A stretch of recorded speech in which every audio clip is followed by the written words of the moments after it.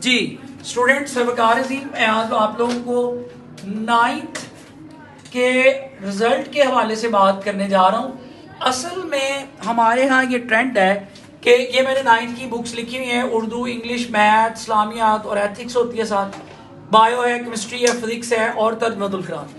हमारे यहाँ प्रॉब्लम ये होती है कि नाइन्थ का जब रिजल्ट आता है तो सप्ली आ जाती है, 1-2 सप्ली आ जाती है, 3 आ जाती हैं, तो पेरेंट्स को ये लगता है कि अब कहानी खत्म हो गई है और वो नाइन्थ के रिजल्ट की बेस पर क्या करते हैं कि स्टूडेंट जो होता है उसकी पढ़ाई बाज़वा छड़ा देते हैं कि अब तुमसे कुछ नहीं होना।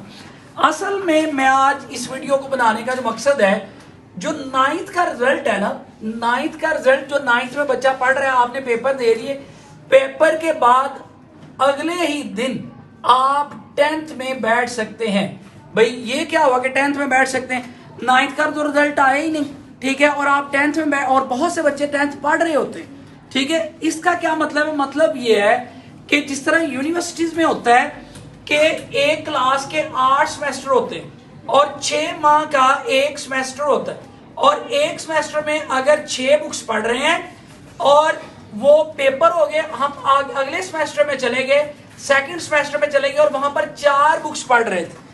अब क्या हुआ कि रिजल्ट हम सेमेस्टर आगे चले गए हुए, फर्स्ट सेमेस्टर को छोड़ के सेकंड में जा चुके हैं, लेकिन अगर यहां पर रिजल्ट बाद में आता है और हमारी जो 2 किताबें हैं उनमें हम लोग पास नहीं हो पाए, सिंपली अगर सप्ली आ गई है, तो ये 2 किताबें जो हैं वो सेकंड सेमेस्टर में ऐड हो जाएंगी और ये 6 बुक वो बच्चा सेकंड सेमेस्टर में पढ़ेगा, 2 पीछे वाली और 2 आगे वाली। और यही रूल है कि उसने अपनी बुक्स को क्लियर करना होता है। और बाद बच्चे तो इस तरह करते हैं, ज्यादा बुक्स पढ़ के 4 साल डिग्री को 3 इयर्स में भी मुकम्मल कर लेते हैं। ऐसी बहुत सी एग्जांपल है, मेरे स्टूडेंट ने ऐसा किया हुआ। अब नाइन्थ का जो रिजल्ट है वो आप रिजल्ट के विदाउट ही 10th क्लास में बैठ गए हो।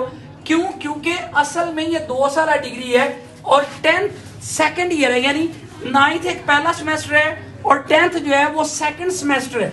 अगर यहाँ पर कुछ सप्ली आ जाती हैं, 2 सप्ली आ जाती हैं, 3 आ जाती हैं, 4 आ जाती, इवन के कुछ बच्चे अगर 9th को पास कर लेते हैं तो वो 10th में नहीं जाते या 10th को नहीं करते, तो कुछ सालों के बाद, 1 साल बाद, 2 साल बाद 9th का रिजल्ट एक्सपायर हो जाता है। वो कभी भी अपने आप को ये नहीं कह सकता कि मैंने मैट्रिक की है।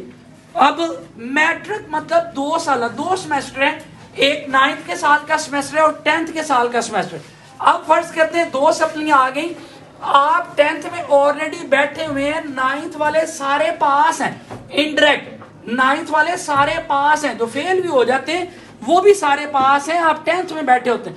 अब जो सप्लियां आ गई हैं 9th की, अगर 8 बुक्स हैं, 2 ऐड कर लें तो 10 बुक आपको पढ़नी है ताकि आपकी मैट्रिक हो जाए, ठीक है। फिर आपका रिजल्ट मैट्रिक का आता है और मैट्रिक का जब रिजल्ट आता है तो आपकी डिग्री क्या हो जाती है? मुकम्मल हो जाती। अगर 3 सप्लियां हैं तो आप 3 ऐड कर लें तो आपने 11 बुक, अगर 4 है तो 4 ऐड कर लें, आपने 12 बुक्स पढ़नी है। और उस वक्त तक आपकी जान नहीं छूटनी जब तक आप सारी बुक्स में पास नहीं हो जाते, क्योंकि 9th में अगर सिंगल पास होते हैं तो वो मैट्रिक नहीं है, मैट्रिक डिग्री 2 साल है।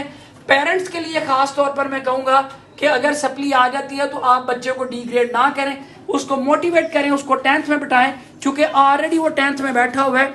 9th के रिजल्ट की बेस पे 10th में नहीं जाया जाता, यानी 9th पास हैं सारे के सारे, और अगर एक आध सप्ली आ जाती है तो उसको 10th में क्लियर करना पड़ता है। तो मैं उम्मीद करता हूँ आपने मेरी बात को अंडरस्टैंड किया होगा। ऐसी बहुत सी वीडियो के लिए जिसमें आपके बहुत से अबहाम दूर होते हैं, कोशिश करें चैनल को सब्सक्राइब करें और इस वीडियो को दूसरे के साथ शेयर करें। Good luck.